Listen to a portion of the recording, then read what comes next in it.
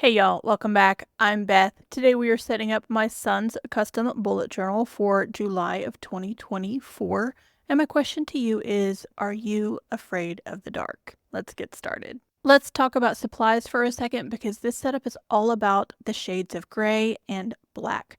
I'm continuing to use the torn paper element that I have put in most of the setups for him this month. I didn't find a gray paper that I liked, so I took some of this parchment wrapping paper that I used to make tea stain paper and other things and just painted it with some streaks of gray. I'm also using the monochromatic set of Tombow markers. I picked those up at Michael's a long time ago, as well as a black Posca pen and a white gel pen.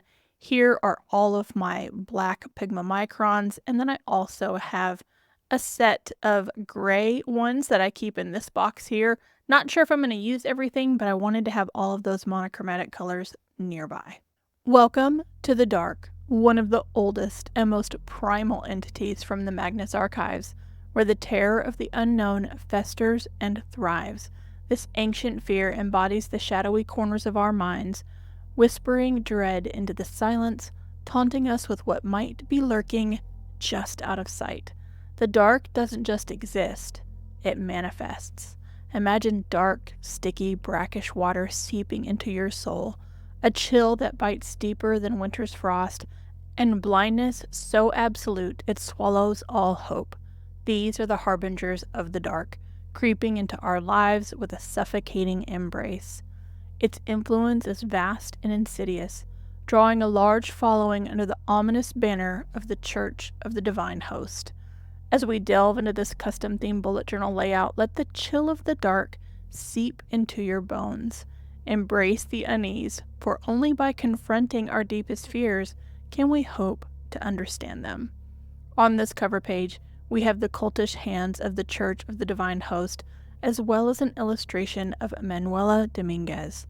Manuela's journey into the abyss began in the shadow of her devoutly religious upbringing. Her parents, gripped by a fear of the unnatural, shunned her burgeoning passion for science, driving a wedge between them. As she delved into the enigmatic realms of dark matter, a chance encounter with Maxwell Rayner, or was it, bestowed a terrifying task upon Manuela: creation of a black star. In addition to Manuela on this page, as well as our cultish hands, I wanted to add in an inky black element that seemed to be seeping into every page of the journal, and that's what we have at the top. It'll be recurring throughout the setup. Now, if you are new here, I have also challenged myself with selecting a Shakespearean quote to go along with each one of our entities, and the quote that I'm going to put on this page is from Antony and Cleopatra, Act 5, Scene 2, and that is, "The bright day is done, and we are for the dark." Both the word July and then the word dark are the stylizations I'm using for the headers for this month. I leave them alone for just a minute, but we move on to the next page, and I do come back and thicken up those lines. I felt like both July and even the word dark were just kind of getting lost on this page and needed much darker elements. So we're going to fix those here in a little bit. But that is it for the dark cover page. We're going to go ahead and move on to the calendar page. In my son's journal, we use a standard grid calendar. My calendar spaces for each day are 6 dot grid spaces by 6 dot grid spaces. That leaves me room for 4 on one side of the page, 3 days on the other side of the page, and I just flip-flop them depending on where I want to put the artwork for that particular month. One thing we are doing in order to go with the fluidity of the darkness is that I'm not using any rulers in this setup. I'm going to freehand all of our straight lines, which means that some of them do end up a little bit wobbly. Here I'm sketching in Maxwell Rayner, the enigmatic leader of the People's Church of the Divine Host during the 1980s and 1990s. He's a figure shrouded in shadow and whispers. But Rayner's presence isn't confined to a single era. Various men bearing the name Rayner have walked among the followers of the dark since at least the 1700s. This sinister legacy hints at a being capable of transferring consciousness from one body to another, a timeless entity that evades the grasp of mortality. As the decades and centuries pass, Raynor's appearance shifts dramatically, but one feature remains hauntingly constant. Nearly all incarnations possess cloudy, white eyes, suggesting blindness. Yet, despite this eerie facade, Raynor never displayed any true signs of being sightless. Though I had already colored in our silhouette of Raynor with a gray, I decided that it didn't have enough impact, and so I did decide to go ahead and make it a solid black as well, specifically so that those white eyes that I'm about to color in here in a minute stood out even more. As I was putting in the final touches with the white gel pen, including those eyes, and taking a moment to reflect, this is when I decided that our headers just weren't graphic enough.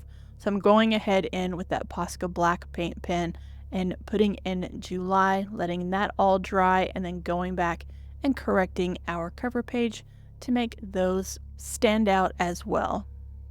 Testing again to make sure those added areas are dry, and we are ready to move on from the calendar page to the next spread in Kenny's setup, which is going to be his spending log as well as his notes or brain dump page.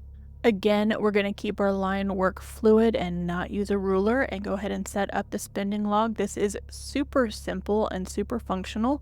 It just gives Kenny room to write down the item or whatever he spent the money on, rent, etc., the date, the amount, and then whether it is a need or a want. And then I finish it off by highlighting every other line just to make it a little easier on the eyes. On this page, I'm going to highlight Statement 25 from the Magnus archives. This is the statement of Mark Billum, a skeptic of the supernatural. Mark witnessed the behavior of Natalie Ennis, his girlfriend's roommate. Natalie spoke of a new congregation she had found, a new family, and around the same time, light bulbs would shatter unexpectedly, a recurring theme in Tales of the Dark. And at some point, Natalie even began unscrewing the light bulbs around the apartment before revealing that she would be moving in with her new family after waiting for 300 years. Determined to confront Natalie, Mark went to her room and found it stripped bare, with all light blocked out. He discovered a piece of paper with "Hither green dissenters" on one side and a stylized closed eye on the other. Investigating further, he visited the run-down Hither Green Chapel in Lewisham. Inside, his torch failed, and he experienced a disorienting sequence where the floor felt like marble, and he heard foreign singing. He felt leathery fingers grasp him in the darkness before his phone light revealed that he was back in the chapel. On that note, we are ready to move on to the weekly pages in this setup, and if you've never been here before, we do 2 weeks on one spread. I shook it up a little bit last month and changed the layout just a little bit. Didn't seem to bother the boy, so we're going to do that same layout again. And this page, the weeks are going to be on the right where he can write in daily things, and on the left are 2 different task lists that he can use. Throughout the setup, every time you see me do these gray circles, I come back in and fill them in with a black sun, just another one of the nods to our dark star. Here on the task list side of the page, I do make a mistake. I'm putting in the headers at the top, and I put July 1st through 8th on the top, and of course it should be the 7th. And this is one of those things that we're just going to leave alone. This is one of those things that if I tried to fix it, it would be an even bigger mess. So we're just going to leave that 8 and move on. The art on this page is about statement number 86, where Benjamin Hatendi has always been afraid of the dark, and he used to use blankets as his shield. As he grew older, that fear subsided. But one day he gets a call from a friend's mother. She's worried about him. She hasn't heard from him. Benjamin goes over to the house, finding all the lights off and a figure in the window. Inside, the house is in disarray with a rancid smell emanating from the fridge and a calendar pinned 2 months before. In the friend's bedroom, the stench is stronger. Benjamin finds a large, slimy bundle in the cupboard, which turns out to be the friend's dead body, wrapped in a blanket and covered in thick liquid. That night, Benjamin awakes, terrified again of the dark, and he sees a formless shadow with feelers moving toward him. Each time he peeks from under the blanket, it moves closer. By morning, it has left a foul-smelling patch of dark water. This continues for a week and a half. The night before his statement to the Magnus archives, he awakes to the creature on top of him saying, "The blanket never did anything," before then attacking his back and shoulders. "The blanket never did anything" is one of those creepy statements from the Magnus archives that kind of sticks with you even after you hear the episode, and I wanted to make sure that we got it into this particular setup. I also made sure that this entity had the same type of feelers and black extensions that our creeping black dark does across the journal. That will wrap up the first 2 weeks of July. It's ready to set up the next 2 weeks of July. Those last lingering 3 days of July will get folded into August. We just stick them in whatever week has the most days for whichever month. The setup of this spread is going to be exactly the same. Just to change it up, I put the elements on different sides of the page. So this time the daily date boxes are going to go on the left and the task list will go on the right. On this spread, we're going to pay homage to statement number 63, Erin Gallagher Nelson. She's an urban explorer and photographer and suspected that there were Victorian tunnels beneath St. Paul's Church in West Hackney. There are a lot of churches and chapels in the dark.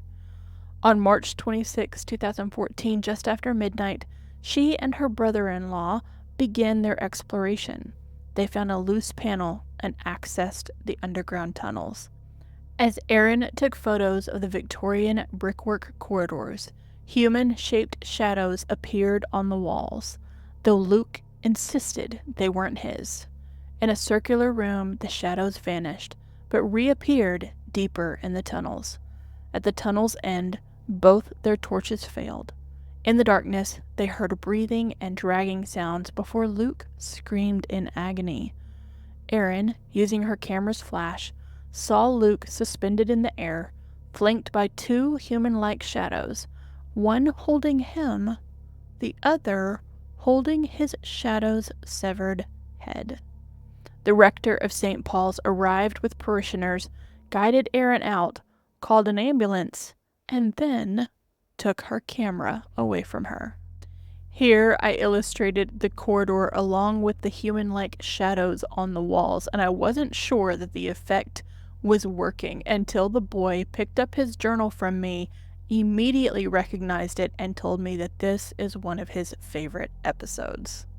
So we are going to count that as a win for Mom and then move on to finishing up this setup and doing his playlist and reflection spread.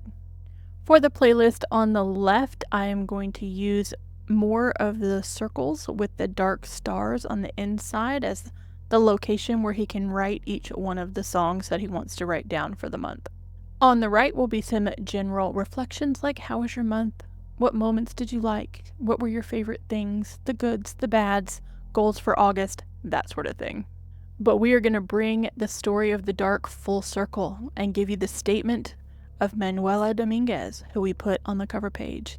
She begins her statement by asking Gertrude, who was the original Magnus Institute librarian, to relay a message to Elias, its founder, from Maxwell Rayner, the creepy guy on our calendar page, offering a chance to abandon the I, which was our entity from last month, and surrender to the dark. Manuela's story serves to prove her sincerity. As we've already discussed, Manuela was tasked with the creation of a dark star because of her work with dark matter. Despite the scientific improbability, she pursued this goal, leading to the creation of the Daedalus space station. The station and mission, financed by the Lucas family and the Fairchilds, involved 3 astronauts and a nyctophobe sealed in a lightless box, serving as a battery for Manuela's experiments. As her experiments progressed, the astronauts succumbed to their torture. Ultimately, Manuela succeeded in creating a tiny black sun. The final experiment left the nyctophobe in such a state that he had to be disposed of. Manuela concludes by telling Gertrude they have succeeded in extending Maxwell's offer to Elias. She provocatively states that they will triumph and challenges Gertrude to either destroy her or submit to the forever blind, hoping to witness her destruction by the radiance of the dark sun. And there you have it, our bullet journal foray into one of the most common human fears, that of the dark. Tell me down in the comments below, were you afraid of the dark as a kid? Are you still afraid of the dark? And if you made it this far, leave me a black emoji to let me know you were here, the black circle, the black star for our dark star, a black heart, whichever one works for you. And while the dark might be one of the most ancient of the entities, next month we explore one that's a little newer, having developed in only the last 150 years or so. The boy picked the order of the entities, I'm just along for the ride, so it's time to do a little bit of research. Thank you for spending some time with me today while we set up my son's custom bullet journal for July. I do sort of miss doing these for myself, so they're a little fun for me to get in. If you like this video, you know what to do. Please give it a big thumbs up. Subscribe if you haven't already, and I will catch you in the next one.